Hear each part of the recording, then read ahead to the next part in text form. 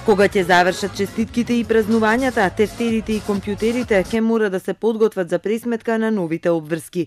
Лани дојде поевтината струја и повисоката минимална плата, но затоа 2019 граѓаните и фирмите не ги заобиколи прогресивниот или како што владата милува да го нарекува праведниот данок. Сите кои заработуваат повеќе од 1500 евра, за парите над оваа сума ќе се даночат со повисока стапка од 18%. Колку повеќе приливи остварувате, толку повеќе ќе и дадете на државата. Ако земате 100.000 денари, ќе платите околу 11.500, но за приливи од 300.000 денари, например, данокот е над 55.000 денари. За бизнисмените ова ќе донесе поголем товар. Велат, владата избрзала со данокот, без да го послуша бизнисот. Што е до бизнис заедницата, знаете дека беше исклучителна во изјавата дека овој данок е дојден пред време. А дојден пред време пред се заради фактот што 4 години поред владите во Република Македонија не успорачуваат никаков напредок, а најдоа сила да не оданочат повеќе, а ние сме рбетот на Република Македонија, бидејќи ние сме тие што ги плаќаме даноците, а не владата, ниту пак администрацијата.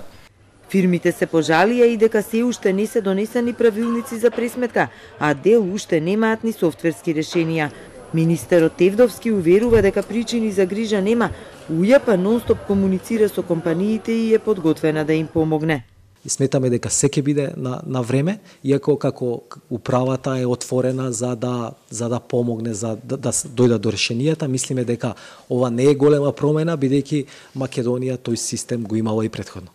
Нејасноти и новиот данок носи и кај граѓаните кои имаат приходи од повеќе места, па месечно заедно ќе им се соберат над 90.000 денари. Се поставува прашањето кој ќе им го плати повисокиот данок. Од финансии советуваат овие граѓани да се изборат тоа да го направи една од компаниите исплатувачи, во спротивно доплатата ќе падне на нивни товар.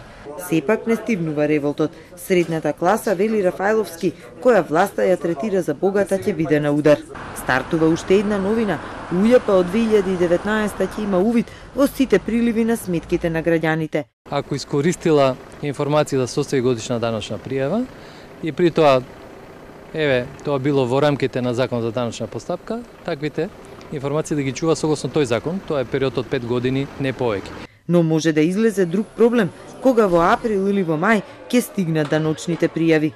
Да се докажат дека сето тоа што го примиле не е приход од работа, туку е некакви пари што им се стасани по различни други основи, заради тоа што компјутерот не знае да препознае по кој основи се стасани парите, нити пак програмата, и едноставно на сите пари ќе ве оданочи. Новите обврски тропаат на врата, ќе стигне ли и повисокиот животен стандард во ветената на економска 2019 година.